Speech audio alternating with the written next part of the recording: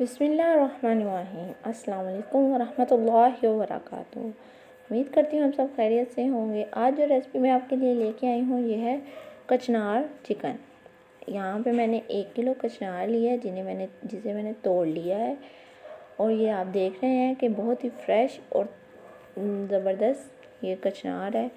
یہاں پہ میں نے 1 kg جو چکن ہے وہ لیا، اس کو اچھی طرح سے دھو لیا، اور اب ہم اس کو پکانا شروع کرتے ہیں۔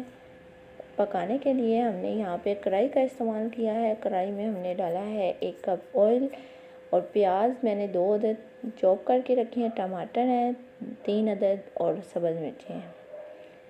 یہاں پہ ہم نے ہمارا آئل گرم ہو گیا، اس میں ہم نے اپنے پیاز کو فرائی کیا تاکہ اس کا لائٹ سا کلر آ جائے۔ جیسے ہی ہماری پیاز کا لائٹ سا کلر آیا، اس میں ہم نے کچھ کھڑے گرم مسالے ڈالے ہیں، جس میں بادیان کا پھول ہے، بڑی الائچی، لونگ کے 2-3 ٹکڑے اور 2 ٹکڑے دار چینی کے ہم نے اس میں ڈالے ہیں۔ اب یہاں پہ میں نے ادرک لہسن 1 ٹی اسپون ڈالا ہے، 1 ٹی اسپون ادرک، 1 ٹی اسپون لہسن۔ اب ہم ادرک لہسن کی اچھی سی بھنائی کریں گے۔ اچھی سی بھنائی کرنے سے یہ ہوتا ہے کہ ادرک اور لہسن کی جو اسمیل ہے وہ ختم ہو جاتی ہے اور کھانے میں نہیں آتی۔ یہاں جیسے ہی ہمارے ادرک لہسن کو ہم نے 2-3 منٹ فرائی کیا، اس میں ہم اپنے چکن ایڈ کر دی۔ چکن کو بھی 4 سے 5 منٹ اچھی طرح سے نارمل ہیٹ پہ فرائی کریں گے۔ یہاں پہ میں نے تمام چکن اس میں ایڈ کر دی ہے۔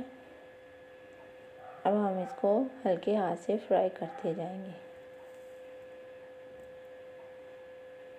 یہاں پہ ہم نے چکن کا گولڈن سا کلر نہیں لانا، بس اس کو ہلکا سا فرائی کرنا ہے، تاکہ فرائی کرنے سے ہماری جو چکن کی ایک اسمیل ہے وہ بھی ختم ہو جائے، اور اس طرح پکانے سے جو چکن میں بلڈ وغیرہ ہوتا ہے وہ بھی نہیں نکلتا۔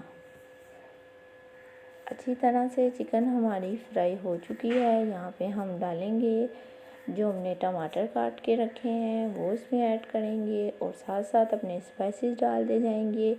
آپ نے ویڈیو کو سکپ نہیں کرنا، ویڈیو کو پورا دیکھنا ہے۔ ویڈیو کو پورا دیکھیں گے تو آپ کو سمجھ آئے گی ہم نے اس ریسیپی کو کیسے تیار کیا ہے۔ یہ ٹماٹر اور سبز مرچیں میں نے اس میں ایڈ کر دی ہیں۔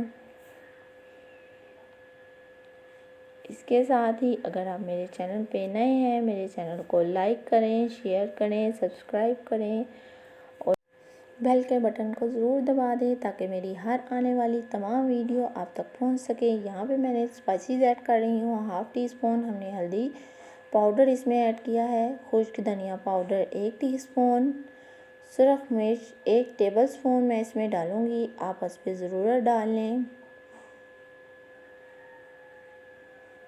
اب ہم اس کو ساتھ ساتھ ہلائیں گے تاکہ جو ہمارے چکن ہے وہ نیچے لگے نہیں۔ اب اس میں ہم نمک ڈالیں گے۔ نمک ہم نے حسب ضرورت ڈالنا ہے۔ یہاں پہ میں نے 1 ٹی اسپون کے قریب ڈالا ہے، لیکن میں نے اس میں تھوڑا سا بعد میں اور ایڈ کیا تھا، مجھے کم لگ رہا تھا۔ یہاں پہ میں نے 1 ٹی اسپون ثابت زیرہ فرائی کیا ہوا تھا، وہ میں نے اس میں ڈالا ہے۔ اب آپ یہاں پہ دیکھیں کہ یہاں پہ میں نے اس میں دہی کا استعمال نہیں کیا، اور ہم نے اپنی جو کچنار ہے اس کو اچھی طرح سے دھو لیا، وہ دھو کے اچھی طرح سے وہ ہم نے اس میں ڈال دی ہے۔ آپ جب بھی ہمیشہ کچنار ڈالیں، اس میں جو پھول ہیں وہ بالکل نہ ڈالیں۔ جو کچنار کھل جاتی ہے، پھول بن جاتا ہے، اس کا استعمال آپ بالکل نہ کریں۔ یہ اس طرح آپ نے اس کی کلی لینی ہے، وہ استعمال کرنی ہے اس میں۔ اب ہم اس کو اچھی طرح سے ایک دفعہ اس کی بھنائی کر لیں گے، اور پھر یہاں پہ میں آپ کو بتاؤں گی کہ میں نے اس میں دہی کا استعمال ابھی تک کیوں نہیں کیا، کس سٹیج پہ ہم نے دہی کا استعمال کرنا ہے اور کیسے کرنا ہے، اور دہی کا اس سٹیج پہ جا کے استعمال کرنے سے کیا فائدہ ہوتا ہے، اور اس سے کچنار اور چکن کا ٹیسٹ کس طرح سے ہم ڈیولپ کر سکتے ہیں۔ یہاں پہ اب ہم نے اچھی طرح سے کچنار اور چکن کی بھنائی کر لی ہے۔ یہاں پہ میں نے 1 کٹوری بھر کے دہی کی لی ہے، اس کو اچھی طرح سے پھینٹا ہے، وہ اس میں شامل کر دی ہے، پانی کا استعمال اس میں ہم نے بالکل نہیں کرنا، کیونکہ پانی ڈالنے سے کچنار جو ہے وہ ڈھیلی پڑ جاتی ہے اور وہ بہت اس طرح سے گل مل جاتی ہے۔ بالکل ہم نے پانی کا استعمال نہیں کرنا۔